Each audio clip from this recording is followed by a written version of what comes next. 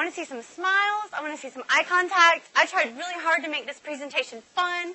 I try to be funny. You can laugh at my bad jokes. So please just be interactive and make my time here fun. I think we're talking about a fun topic. Does anyone want to know why I'm qualified to talk about etiquette? Does anybody care? Or you're just like, no, I trust you. Just keep talking. No? I want to know. Okay. Well, first of all, I think I went to the Harvard of the South, the University of Mississippi, home of Southern hospitality, and I was in a sorority there. I was president of my sorority. So I feel like I learned a lot about hospitality being in the Deep South, being from the Deep South, and going to school at the premier university of the South. Also, yeah, I know. So just because our football team isn't so great doesn't mean that we can't have some Southern fun. Also, I have been fascinated with hospitality since a very, very young age.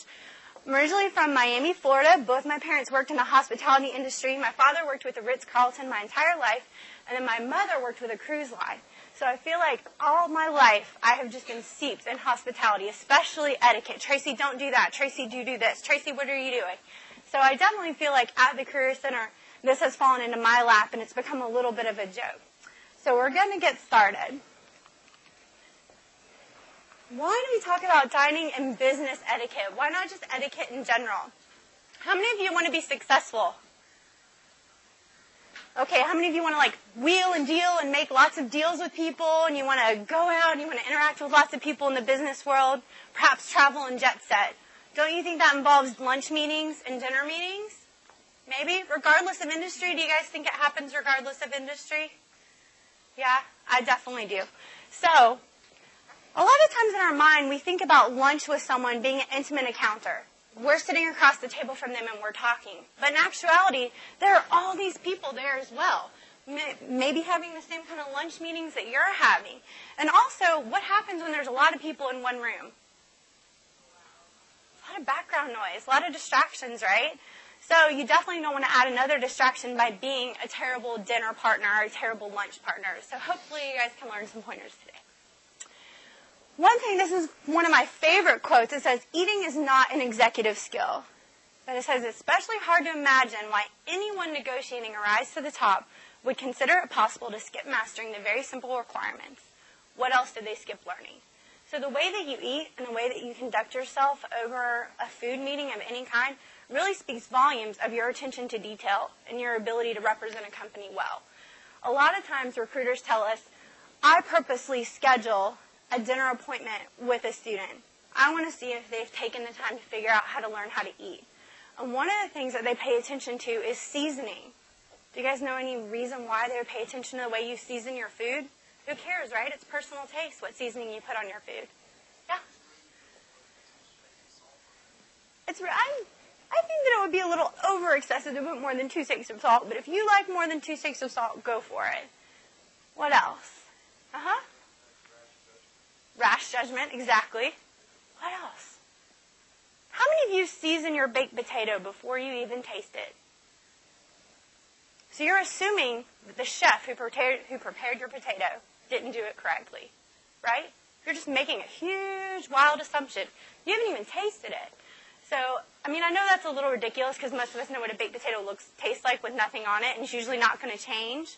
But, you know, that could speak about green beans, chicken, anything, steak.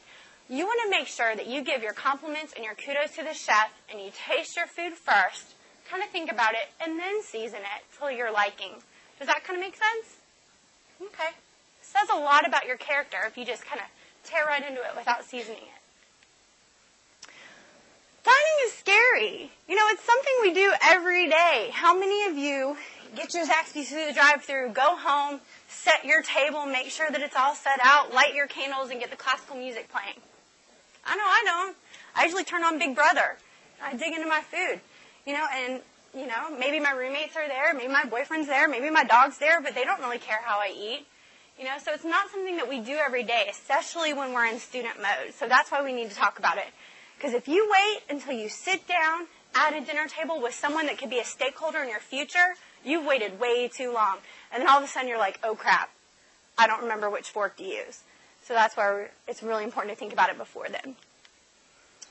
Okay, well, I'm going to have a picture of a bird with a worm. What does this say? Early bird gets the worm. So what does that mean? We've heard it our whole life. Anybody know? It's just something we say. Doesn't really have any meaning. You need to be, I didn't hear you. Prepared. You definitely need to be prepared.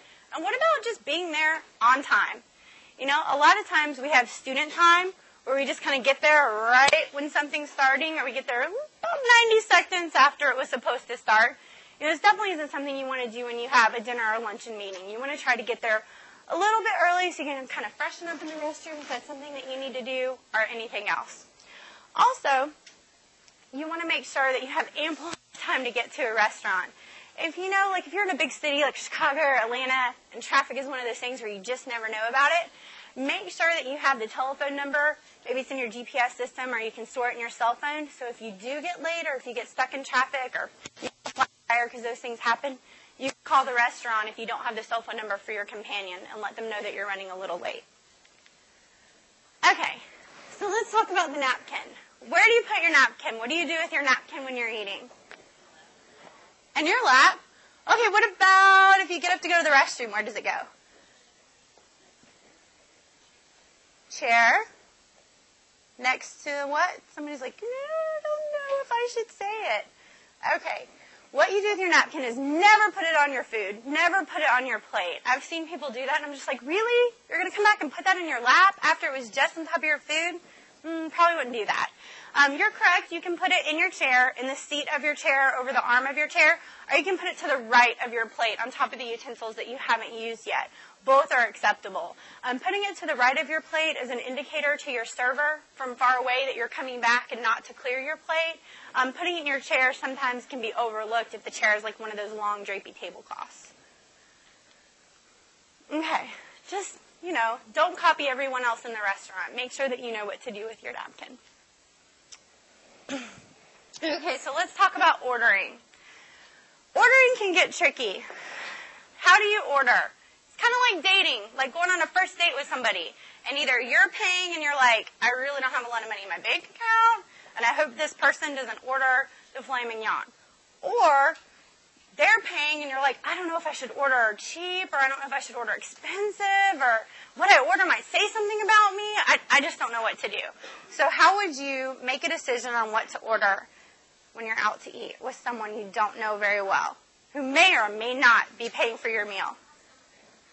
Ask them what they recommend. Why?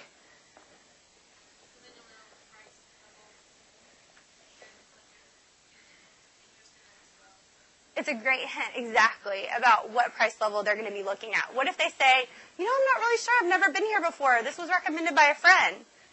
So they've kind of just blocked you completely, and you're like, I don't know what to do. It's always good to go with like a middle-of-the-road meal. Anything that says market price, I would not go there.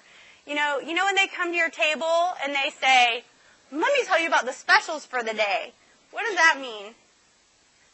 I'm expensive. Order me. We're trying to get rid of this in our refrigerator, so we're making it really expensive and fancy. So make sure that you just order something middle of the road.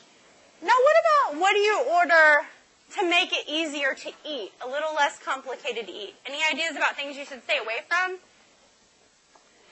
Spaghetti, lobster, crab, anything else?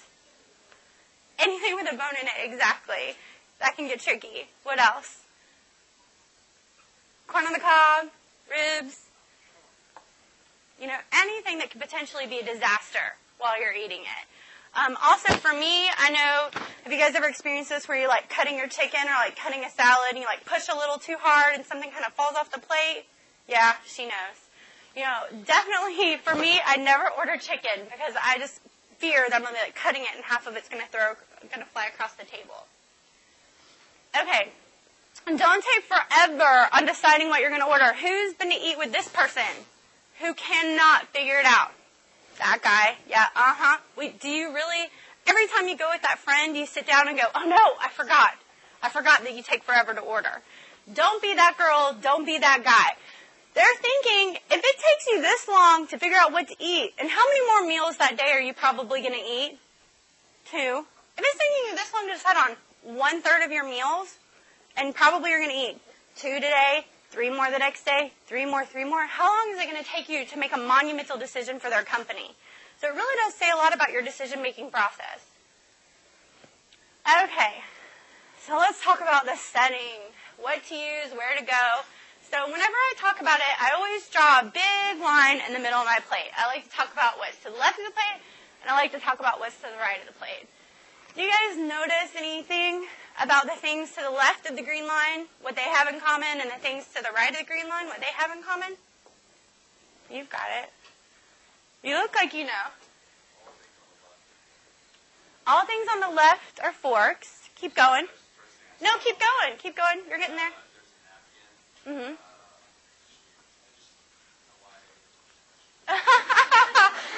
Do you want me to tell you the answer? Okay. All right. Well, here, we'll try to figure it out together. Okay, the forks. What do you eat with forks?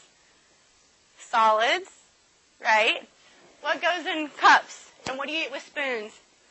Liquids, right. So, makes sense, right? So, everybody do like this with me. Everybody, come on. Don't roll your eyes. Come on, let's go. Okay, look at, what does this hand make? What does this hand make? Yay, somebody knows it. B and D. He's like bread, drink. Did you learn that in like 8th grade cotillion? Bread and drink. From your aunt. Oh, she's a very smart lady. Okay, so did you guys hear that?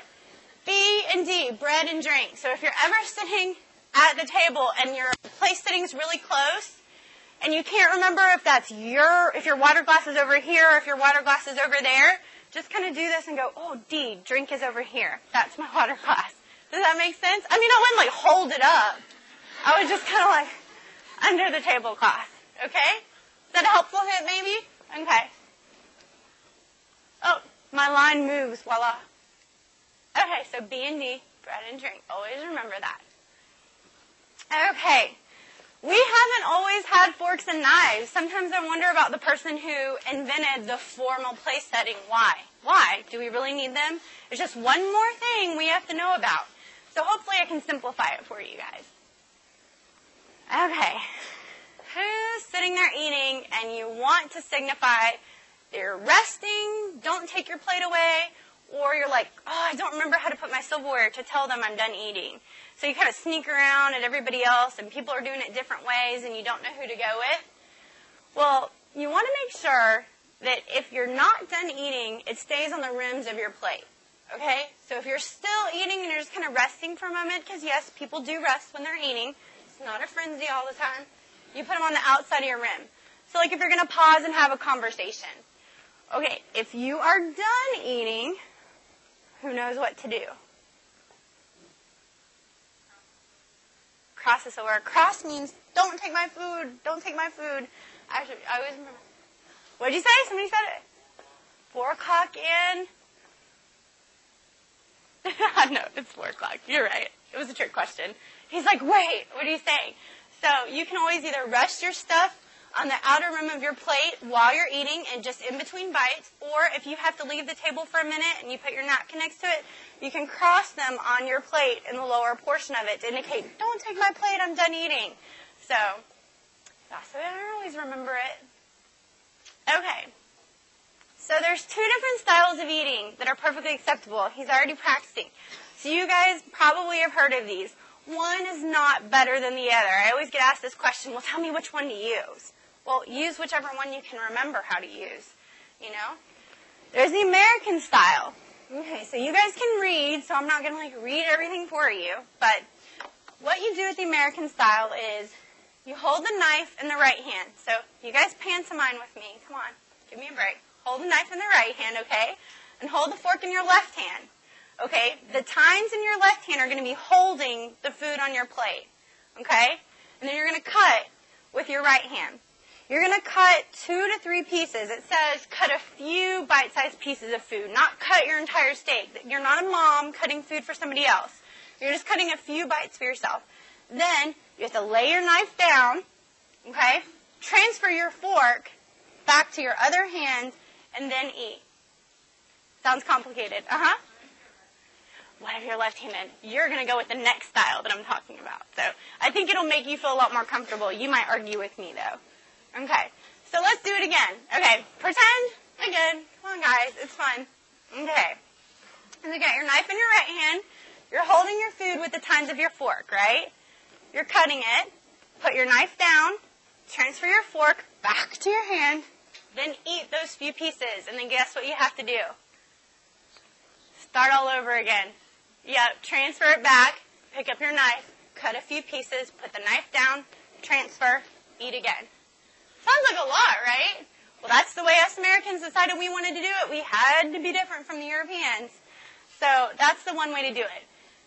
Now, there's one more step to this style of eating. Have you guys ever been to eat with someone who cuts their food and then they eat it with the tines facing down? Okay, in American style, that's not acceptable. You have to flip your fork over and eat with the tines facing up. And you guys all know what tines are, right? Okay, all right. Okay, so European style. This is traditionally what left-handed people feel comfortable using. It's really simple. There's no transfer of anything. You simply have your knife and you have your fork. You cut something to eat. You eat those few pieces. You cut something else to eat. You keep your knife in your hand or you rest it on the corner of your plate. We've all seen someone eat like that, right? So either way is acceptable. You just have to commit to one or the other and decide that's going to be your style. Any question about either of those styles? Uh-huh. I actually, I'm right-handed and I eat like that. Yeah. But whenever I go to eat, say on a side of corn or broccoli or something that I scoop, You'll change back? Yeah, that's okay. Tracy. Uh-huh. Be sure to try to repeat some of the questions because I'm not sure you can hear back here. Oh, okay. Oh, yeah. Should have thought about that. Okay. Do you want me to repeat her? Yes. Okay. She said, and make sure I get this right, that she's right-handed, but she eats like this. She eats with European or continental style. However, when she decides to eat like a side dish, like cream corn or something like that, she'll put the knife down and transfer the fork to the other hand and eat it American style with the tines facing up. And that's perfectly fine. You can do that. So as long as you're consistent, it's really okay. Consistency is the key here. So,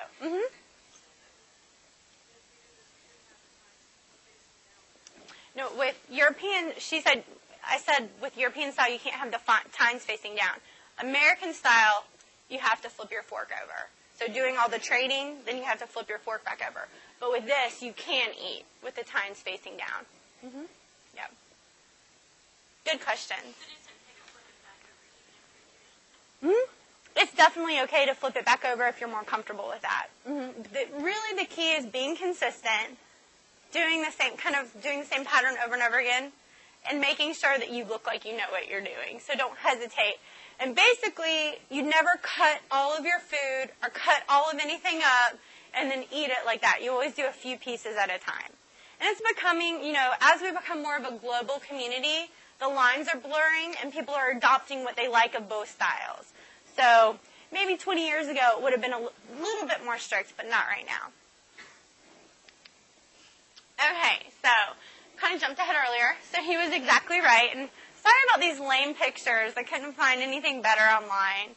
So 4 o'clock, you've got the tines facing down to indicate that you're ready for your food to be taken away.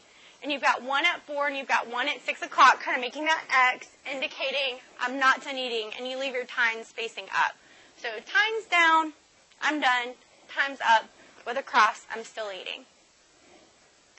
So, Tracy, I do a lot of luncheons and things like that, and usually large rooms. So the waiter or the wait staff understands that. Well, I mean, the pretty formal luncheons, they've been trained to know to look for those signs. Exactly. If it's a trained wait staff, they will definitely be aware of this. If it's like a higher class, establishment.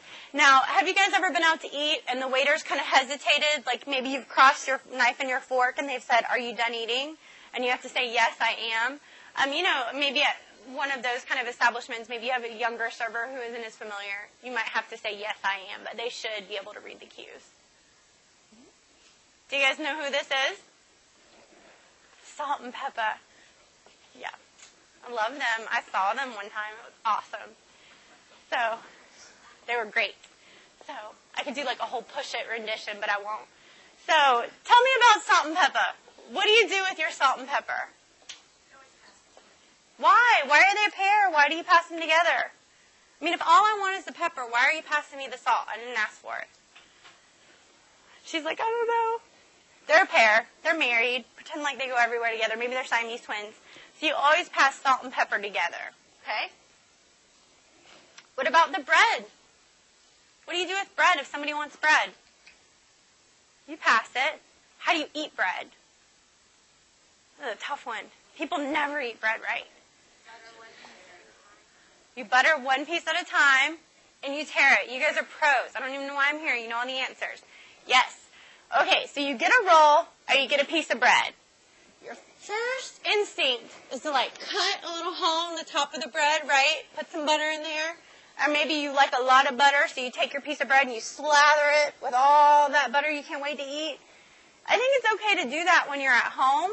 I don't think that's a great idea when you're out to eat with someone that you're trying to make an impression on. Kind of the Miss Manners, Emily Post correct way to eat bread is to take your roll or to take your portion of bread and to definitely take your little pat of butter. And how's the butter usually formed when you're out somewhere formal? Do you guys notice they're in little pretty shapes, like flowers or little rosebuds or something?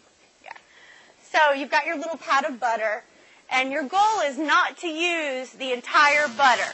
Okay? It's like a little challenge to yourself. Okay? You will leave part of the rosebud on your plate when you're done. So you take a piece of your bread, you tear it off, a bite-sized piece, not a hunk. I didn't say a hunk, a little piece, bite-sized piece. You know how big your own mouth is. Take the piece of bread, butter it, and then eat that piece of bread. And then you can do that. It's going to make your bread last longer, which is a great idea. And also you're not going to have that awkward bread mouth where you're shoving it in there. So just a little piece of bread at a time. Your challenge to yourself is not to use your entire pat of butter. So butter always gets passed with its friend, the butter knife. Usually there's kind of a little formal butter knife sitting on the plate. They're married too. They have to go everywhere together. Okay, let's talk about sweet and low, sweetener. How many of you like sweet tea? I know I do. Okay, so you get there, it's unsweet tea. And you like your tea sweet. Your mom always made the best sweet tea. How many cups of sugar did she put in that sweet tea? Heck of a lot, right? It's grainy when you drink it. Well, maybe we should either order something else or not try to make it taste like mom's sweet tea when you're out to eat. Anybody know the rules or have a guess at how many sweet and low packets or sugar packets or what you should do with these sugar packets? Any guesses? Not more than 2. I think that's a fair amount. What else?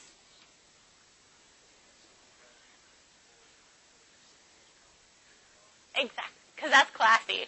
That's definitely classy. That's what a lot of people do. He said you hold the sugar packet and you flick it so all of the contents go to the bottom. Flick it 9 times until it's just right. No, I mean, you can definitely shake it. I would definitely tap it or shake it lightly. I don't know about flicking it, though. That could be a little excessive. But you guys are going to roll your eyes at me. You're going to say I'm lame when I say this. But take your sweet and low packet, okay? Tear the top off. But don't tear it off all the way. Tear it off halfway or tear it off 3/4 of the way. I know, she's like, what? You're ridiculous. This is crossing the line. Okay, tear it off halfway or 3/4 of the way. Use it. Then you only have 1 piece of trash instead of 2 pieces of trash. It's like the coolest thing, right? Because then what do you do with all that? What do you do with it when you're done eating? You got 2 pieces of trash if you've ripped it all the way apart. And then you're sitting there trying to fold it up and pretend like it's not there. You know you've done it. You're folding it up, you're playing with it, and you have no idea where to put this sugar packet. What you do is just rip it half the way or 3/4, and then you slide it under the corner of the bread plate where you still have a little butter left because you weren't a hog and you didn't use all the butter. So I think that's a good hiding place. So we're not going to use 10 packets of sugar because then your bread plate is going to be at an angle. It's going to have hydraulics. You want to make sure that you only use a total of 4 to 5 sugar packets throughout the entire meal. That includes water, tea, and coffee. Okay, I know, but you can go home and have it the way you want it later. This is just one little meal.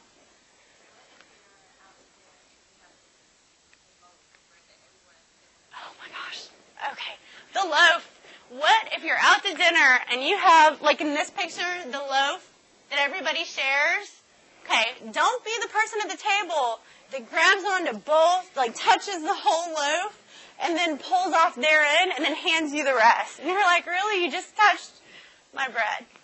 So, I appreciate it. I have a funny story about the career fair really quickly. It could have been somebody in this room. I'm checking students in for the career fair, right? Okay. Remember it's flu season? Remember how like everybody had the flu? This kid comes up and he has his UGA ID in his mouth. Then he hands it to me like, I want to touch it. I looked at him and I said, that was in your mouth. He was like, yeah. And I said, I'm going to need you to scan it yourself. And he was like, what are you, germaphobe? I was like, no. I just don't prefer to have your saliva on my body. I just could not believe that. I thought that was just disgusting. Anyway, okay, so you've got the bread factor. So what you do is you use the napkin that usually comes in the bread basket to hold the side of the bread that you are going to have to like hold on to, and then use your knife to cut off a piece of bread for yourself. So, and you can offer to cut pieces off for other people at the table as well. So, but that's a great question. It's usually quite a conundrum. Okay, which way do you pass these things? Oh, I think we're 50-50. To the left. Why the left? He's like, it seems good. Why the right? Anybody? No? Okay. You always pass it to the... Okay. And remember, you pass the salt and pepper together. You pass the bread basket. You pass the creamer. You pass the sugar. You pass everything. Now, what do you do if she and I are sitting right next to each other? Okay, we're all cozy, having a great conversation, and then she needs the sugar, and it's right in front of me. How do I pass it to her? How do I get it to her? All the way around? Yeah, it's true. I mean, if your table has less than 10 people at it, you got to pass it all the way around the table. Why? Why? Say it again? Yes. Have you ever heard the saying, no question is a dumb question, because someone else is thinking that same dumb question? Yes, so you pass it all the way around the table as a courtesy to show you are respectful for every patron at the table, so everyone can use it if they want to. Sucks for her if there's no sugar left when it gets to her. What if it's the boss person sitting next to you? Yes, that's a great question. If it's your boss, it's a stakeholder, person who makes the decision, sitting next to you, and they want it, and they say, give me the sugar. And you're like, this isn't passing around. You know, you still say it right, and you go ahead and pass it around. I mean, if you're at a table, I promise! Oh my gosh, you guys are like, no! I mean, it's your judgment call. You know, it's really up to you. And it also depends. Remember, we're talking pretty formal here. I mean, if you're at Sonny's barbecue, I think you can hand them the sugar, you know? But I think if you're at a pretty formal luncheon or a pretty formal dinner, you do want to pass it all the way around.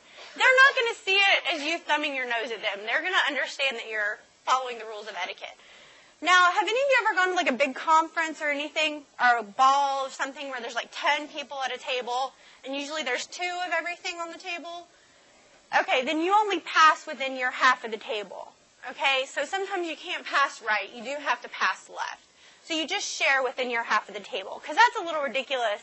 If there's 20 people at your table, to pass it all the way around, that's going to take forever. And somebody's going to set it down and keep talking, and then you're going to have to flag them down to keep passing it. So remember, if there's 2 of everything on the table, you only share with your half of the table. So I think that's pretty easy. Okay. Let's talk about the complainers. Who's related to a complainer? Who's dated a complainer? Okay. Don't be that person. Think about that person. Channel that person and decide you don't never want to be like them. If you're the complainer, it's time for some self-awareness. The person, and who I mean is the person who sends everything back. That person who says, I didn't ask for tomatoes on this. Well, guess what? It was on the menu. Should have read it. It came with tomatoes. You know, or what about the person who says, this is cold. This is cold. I like my tea hot.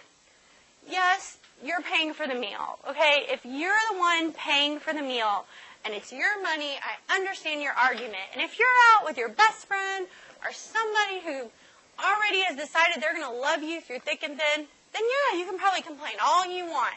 But if this is a business deal where you're trying to make a good impression, you know, so what? Maybe your tea's lukewarm this time. It's okay. You can kind of flag the server down and say, would you mind bringing some hot water for me to refresh my tea next time you come by? Okay? If you do have to complain, like let's say, for example, I have a friend who's lactose intolerant.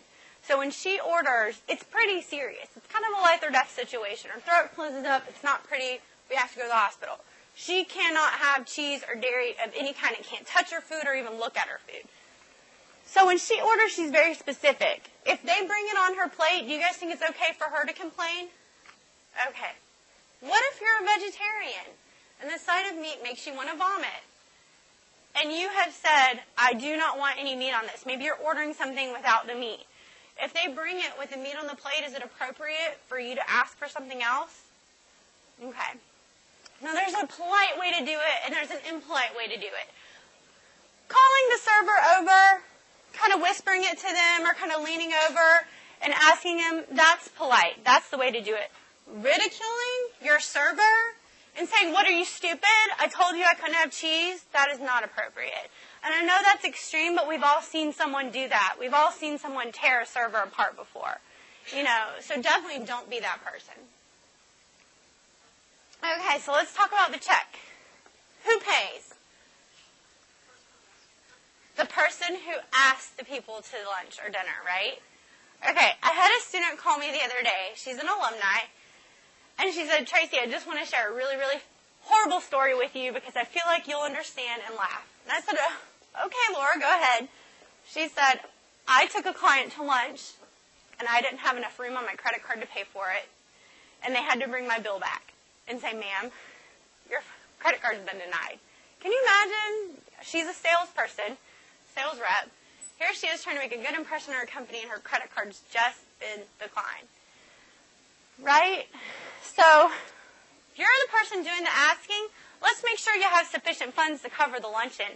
Yes, it happens with a business credit card too.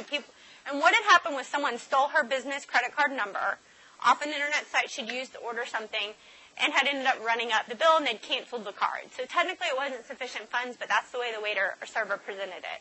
Kind of embarrassing. Do you think that client's going to go to lunch with her again? No. Even if she dangles like the best Falcon tickets in front of them, probably going to turn her down. So, always make a good impression. If someone else is paying, let them pay.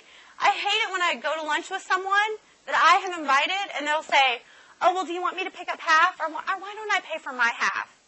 Right, you don't really want to pay for your half. Nobody really wants to pay for their half, right? None of us do, but we feel the need to offer, right? Don't. It's cheesy and insensitive. All you have to do is say, thank you for lunch. That's it. Okay. While they're signing the bill, you don't have to make any comments. You don't have to put in your 2 cents about how much to tip the service. It's their money. They're going to make the decision. So you don't have to talk about, wow, that bill's bigger than I thought. You don't have to make any comments about it. It's okay. Just let them pay the bill. Continue with your conversation. Let's talk about booze. Yeah?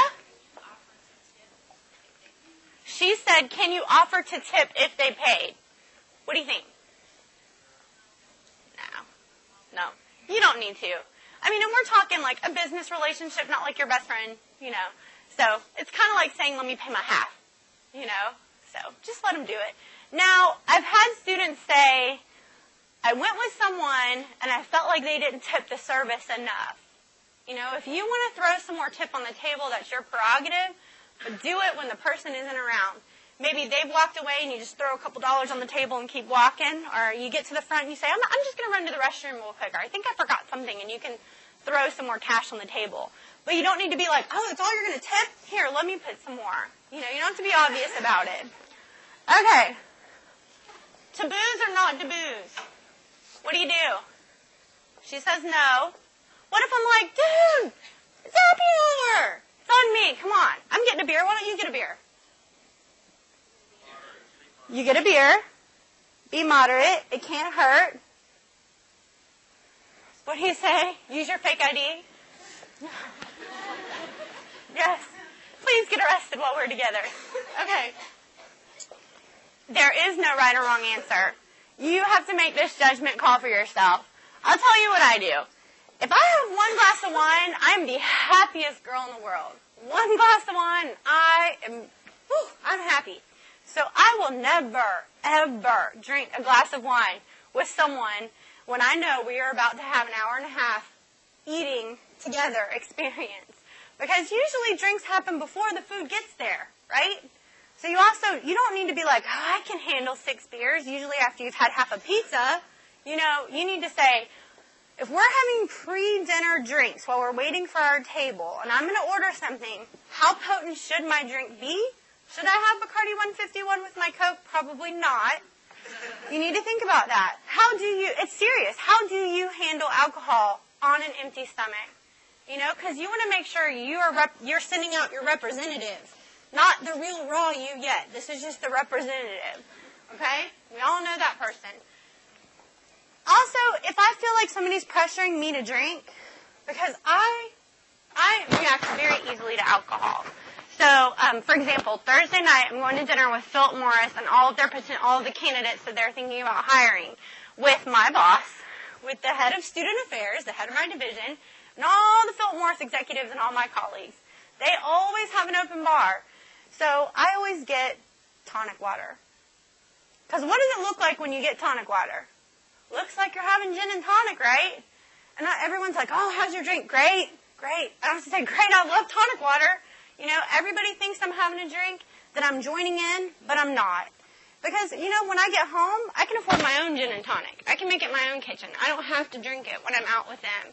So you don't have to be like, free booze!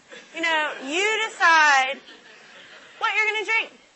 And some of you are like, I can have a beer and I'm fine. I really am me. I stay in my same frame of reference. And that's completely fine as well. Same thing goes when you're ordering food, though. Don't order the filet mignon. Don't decide I have to have Belvedere vodka just because somebody else is paying for it. Go ahead and still stay within reason. Do you have anything to add, Dr. Carnott? Because I know you've had experience probably with this, too. With booze, yeah. I see him. We hang out at the brass rail. The question she asked me the whole time. What do you think about booze? No, I mean, that's... Okay.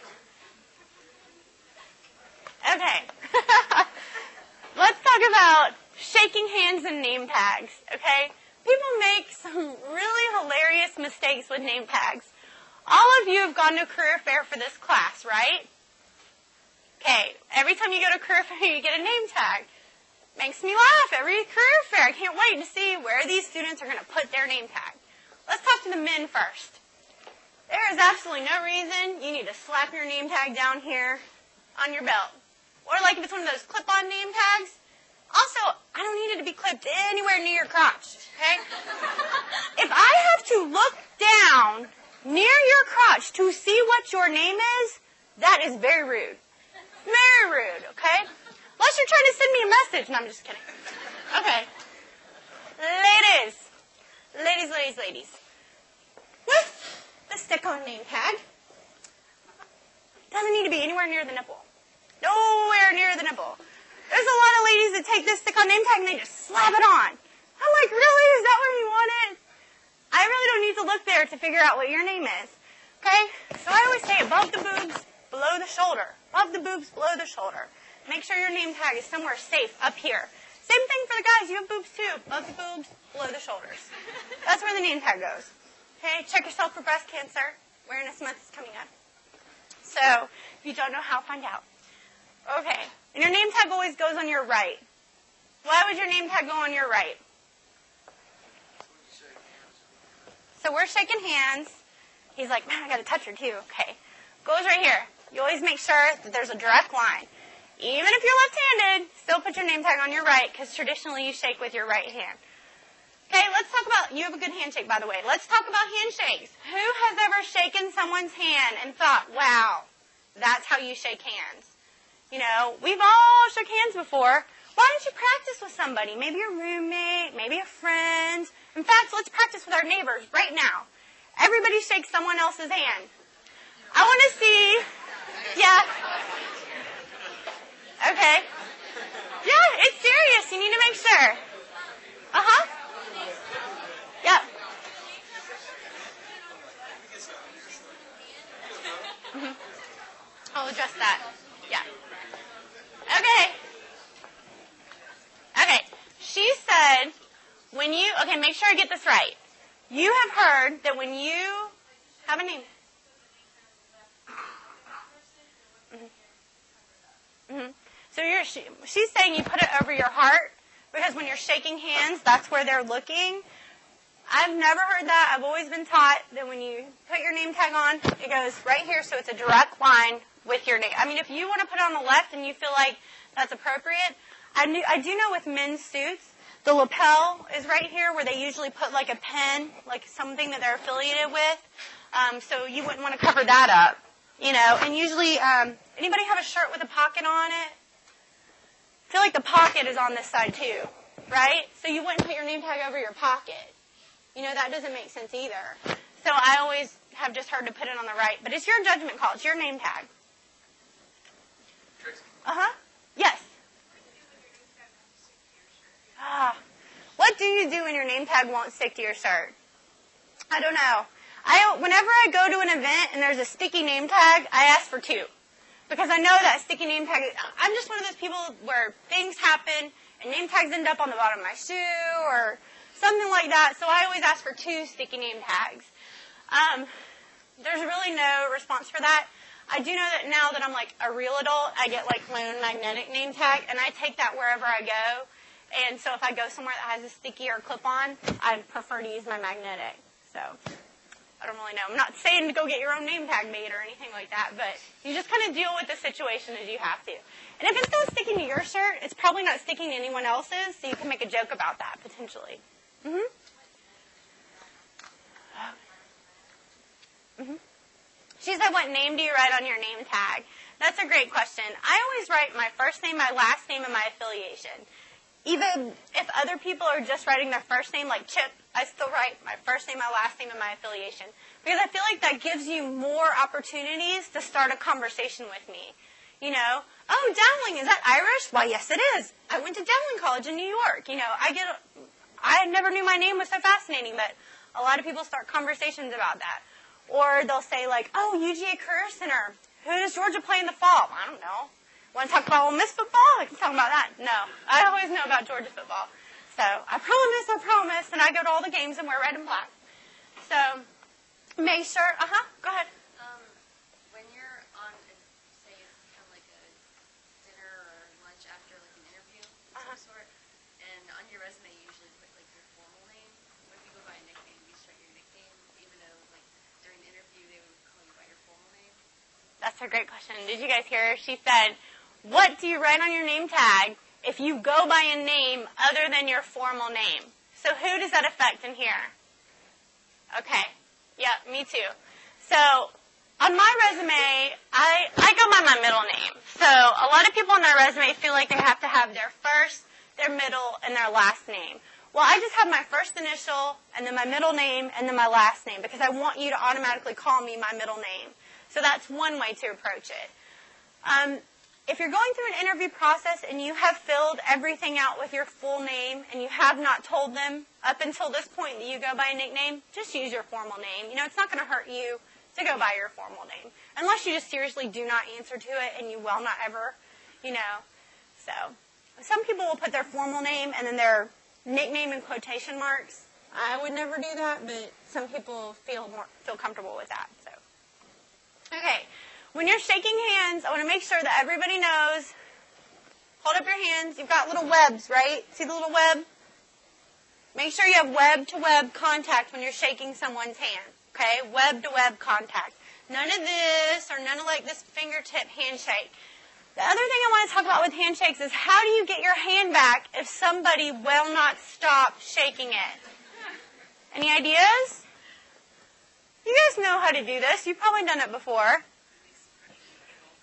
Release pressure, put more pressure on, stare at your hand, So, okay, will you be my guinea pig? Okay, pretend like you really want to shake my hand and you don't want to let go. So she's shaking it and I'm like, wow, I just can bring my other hand up and be like, nice to meet you. And then I can kind of let go. That usually works. I've never had that not work. And usually they're just so excited to meet you and they've been waiting for you to get there that they just forget to stop shaking your hand. I hope, I don't know, could be a fetish. Okay, so let's talk about thank you, the art of thank you. There are 2 things UGA students get killed on by recruiters, and it doesn't matter industry. 2 things. The number one thing is research. They say you guys go into interviews and you don't know anything about the company because you expect them to tell you during your interview, or you don't know anything about the industry. You might learn about Target, but you haven't bothered to look out and find out about the retail industry in general. Two very bad ideas. And students always say, well, I thought they told me about it. Okay, you've got 30 minutes to make the impression that you can say everything you want to say about yourself. Are you going to give up any of those precious moments to let them talk about something you should have already learned about or that you could have figured out just by getting online? I know you guys get online. I know you do. So just go to their website and learn. Second thing, thank you. I live with two recruiters. I love living with two recruiters because I hear very funny stories from students all across the country. My favorite is that email etiquette with students is very bad. You guys do this to me too. I get emails from students. I need to set up an appointment or whatever. Tell me when you're available. Or whatever. Or whatever. Either you want an appointment or you don't. And, I have a name. You could use it, Dear Tracy. It's not that hard. I'm just like anybody else. I have feelings. I care about things. Don't hurt them. So with recruiters, use capital letters, okay? Spell their name right. I can't get over this number of students who consistently spell my name wrong. And these are students that I've known for a while. It hurts when somebody spells their name wrong. Who has a name where someone always spells your name wrong? Right? You notice when it gets spelled wrong, right? So whenever a student writes me an email and they say, Dear Tracy, with an I or an IE or a CY, I write them back and I say, please, call me Tracy. And I capitalize the E. No. It's what I want to do. It's what I want to do, but I don't do that. But I make sure I copy their email right below mine. So when I say best regards, Tracy, then they've got their Tracy spelled wrong right next to it, and I'm hoping they'll notice. If you spell a recruiter's name wrong, do you really, really think you're making a good impression? No. And recruiters have names, just like Tracy, that can be spelled 10, 12, 20 ways. So make sure you know how to spell their name. The other thing is I live with one male recruiter and one female recruiter. We're all single. The male recruiter, people always address him as Mr., right? Because that's the way you address anybody that's a male, whether they're married or not. Guess what she gets all the time? Mrs. And I've seen her type multiple times, I will be happy to provide you with my mother's email address. And then she deletes it. Delete, can't say that. And she says, please call me Miss Akila, not Mrs. Akila. So, I hope you guys can't guess what company she's with. So anyway, not only is she single, her name is Akila. Akila. There's a lot of ways to spell that. She spells it the way that the movie Akila and the Bee was. So it's kind of a little bit more popular now. She doesn't mind if people mispronounce her name. She knows she has a unique name. But if she gives you her business card, spell it right. She has never told you what her marital status is, nor does she need to tell you what her marital status is. So in business, unless you know whether someone is officially married or not, it's a good idea to address them as Miss. Let me give you a scenario. Let's imagine you're emailing a recruiter and she just finalized her divorce on Friday. She checks her email on Saturday and all her emails are addressed to Mrs. So-and-so. Do you think that she's going to have positive opinions about any of those people? No. Even though you had no way of knowing. We're all human, and we all try to check our feelings at the door, but it's hard not to bring our feelings with us. So make sure you use Mrs. So all that is because you want to write a thank you note. And I mean handwrite a thank you note. Old-fashioned, buy stationery, put a stamp on it, put it in the mail. A real thank you note. If you email a thank you note because you know the person is on the road all the time and they're never at the office, that's fine. What should you do before you hit send on that email? Spell check it, but not just spell check like what UGA does automatically. What else? You can put it in Word. Recommend rereading it. The word hoe, H-O-E, and the word how, H-O-W, are both words. Correct? But would you say to a recruiter, I really appreciated how you treated me at dinner? You probably want to say, I really appreciated how kindly you treated me at dinner. So it's a good idea to reread that email. Potentially read it out loud. I get a lot of very interesting emails from students. Lots. Just because you typed really quickly and you didn't think to reread it. You just relied on spell check. It doesn't make a big difference with me. But with someone else, it can make the difference between you making a deal or getting a position or not. Any questions about stationery? Shouldn't have puppies, rainbows, flowers on it. It should just be pretty straightforward stationery. Maybe it says thank you. Maybe it has your initials on it. But it should just be pretty plain stationery. Okay? So should you not use like a thank you card? You should actually use like Stationery.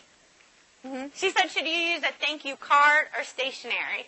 I would stay away from the thank you card because usually that's more of something personal that we would send to like a friend who let us stay at her house or something like that. You should actually do stationery and write thank you inside of it. But if it's like just plain stationery that has thank you printed on the front, that's fine. But not like a card you get at Hallmark that says thank you and then has like a little poem. You guys know what I mean, right? That has the poem. Yes. Yes, the plain stationery that just says thank you and you open it up and it's blank, right? Okay, I thought you Yeah. meant page stationery. No. Stationery like, that like anyway. Thank you for pointing that out. I need to change my wording. He said, is it okay if your stationery has your full name? Yes. It's perfectly fine. As long as it doesn't have like a flower next to it. Okay. I've seen all kinds. Okay, so just to kind of summarize everything, this is what a place setting looks like. We have all seen one. One thing that I want to point out is that I always remember the word fox. F-O-K-S. Okay, I know it's kind of spelled wrong, but fox. F-O-K-X. F-O, yeah. F for fork, O for the plate, right? K for the knife, and S for the spoon. So whenever I'm setting a table, and I'm like, I can't remember, fox. F-O-K-S. And your napkin always resides next to your fork, and whenever you're done eating or you're resting, you just put your napkin to the other side. And then everything that has to do with a solid goes to and everything that has to do with a liquid goes to the right. Okay, so what did I forget that you guys have questions about? Nobody? Yeah, the dessert spoon and the fork, sometimes they're there, sometimes they're not there. They're probably there more at like a dinner setting. Should you order dessert? Should you not order dessert? If they say, do you want dessert? What do you do? Say it again? No? Always say no? Never. I hate sugar. Wait to see if they ordered? I usually say something like, really, you're feeling like dessert today? What are you leaning towards? I always try to throw it back at them. And they might say, oh, no, I was just offering it if you wanted some. Oh, we'll say, no, of course not. I just wonder what you were going to recommend or what you were going to order. I like dessert, so I order it if they offer. It's not like saying anything about you. I always offer to share. I really hope they won't want some. But if they say, do you want dessert? Yes. I don't order like a pie, just like the little piece. And then you eat it, you just use your fork or your spoon or whatever. It's a little less formal when you're having dessert, but you can definitely have it. If you do order dessert, it's okay to order hot tea or coffee or an after-dinner non-alcoholic beverage to go with your dessert. That's perfectly fine as well. You mentioned something about sharing. Is that appropriate to share your food? Yeah. She said, is it appropriate to share your food? I wouldn't share your entree, but in American culture, it's definitely appropriate to share dessert. You can usually ask them to bring an extra fork or an extra spoon and share. That's acceptable. If you're at like a formal tuxedo and sequins event, probably not, But if you're just at a meal, usually people do that, especially in America. This is a weird question, but recently, if you notice that someone's noticeably sick and they want to give you a handshake, She said, if you notice that someone is visually sick, there's snot on this person's face, and they want to shake your hand. How do you say no? How do you say no? What do you do? I mean, there's a lot of sick students, and in my office, I just go, I have pockets at work usually, and I'll just be like, I'll put my hands behind my back, and I'm like, it's great to see you. My office is this way. I don't ever touch a student. But, because then I get sick, because you guys aren't always healthy. You got to study and stay up late. I know that. So I just kind of hand gesture, body language, that I'm not going to touch them. But that's hard. Sometimes you have to touch them, and then I try not to look panicked, and I hold my hands, and I go and wash them immediately. If you're not going to stick it near any, ducts where their disease can get in your body, you're okay. If you shake their hand, just go wash your hands. Yeah, you guys do know you can prevent a lot of things by just washing your hands. Uh-huh. Uh-huh. Mm-hmm.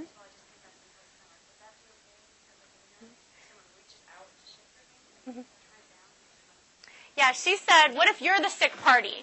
What if you're the one with the germs and somebody's trying to shake your hand and you want to be polite? It is definitely acceptable and etiquette to say, I would love to shake your hand, but unfortunately I've been ill and I don't want to give you that.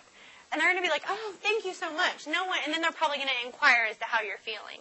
They're not going to say, no, touch me anyway. Or if they do, again, a little strange.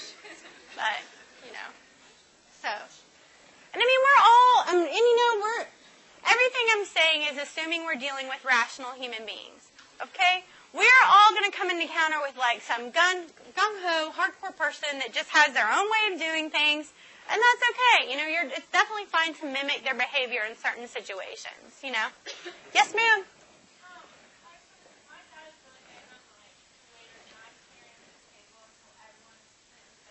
Uh-huh.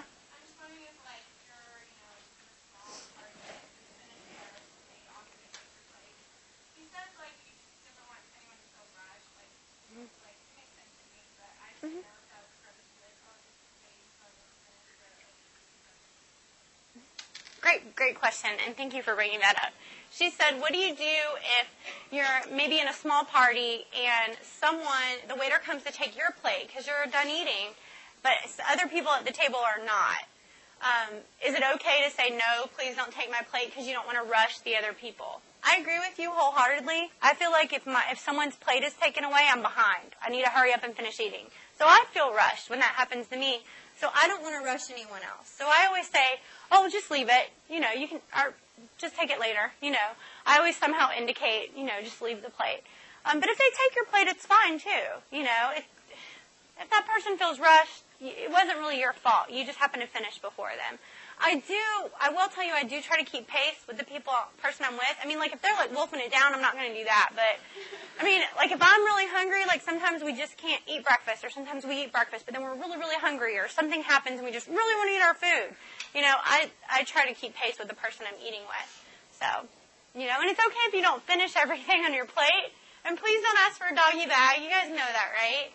Okay? Now, if the person you're eating with is like, no, take it with you, and they keep saying it over and over again, then it's perfectly acceptable to take leftovers on your plate with you. But don't be like, I need a doggy bag.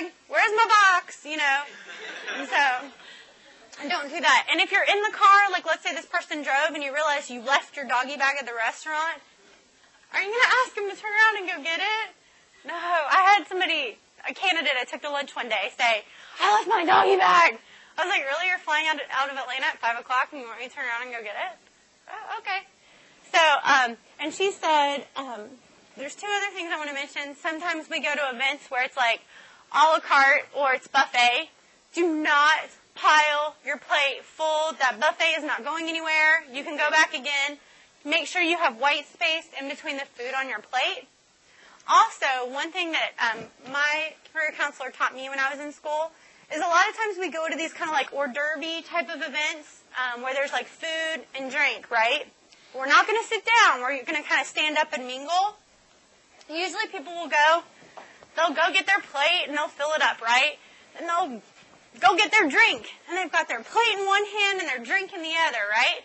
So then I come up and I'm like, hi, it's so good to see you. how am I going to shake her hand? Really, how am I going to shake her hand? Some people say, oh, just put it down. What if there's no tables? Or what if the table's over there? You're going to be like, oh, hold on. I'm going to go put my plate down. A lot of students say, oh, I'll just balance it. I'll just put my plate on top of my cup. Okay. Well, maybe, but that can be potentially dangerous. I always recommend one or the other. You can either eat or you can drink. Nothing says that you cannot drink something without eating something. Nothing says you cannot eat something without drinking something. It's okay. Also, if you have a plate and it's kind of finger food, are you going to eat with this hand and then shake my hand? No. So if you're ever somewhere where it's hors d'oeuvres and they're finger hors d'oeuvres, eat with the hand that you don't shake hands with, okay?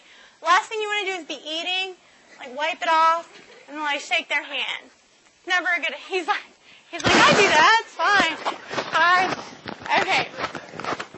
He says it's okay. We'll trust him. So let's see. Is there anything else I'm forgetting?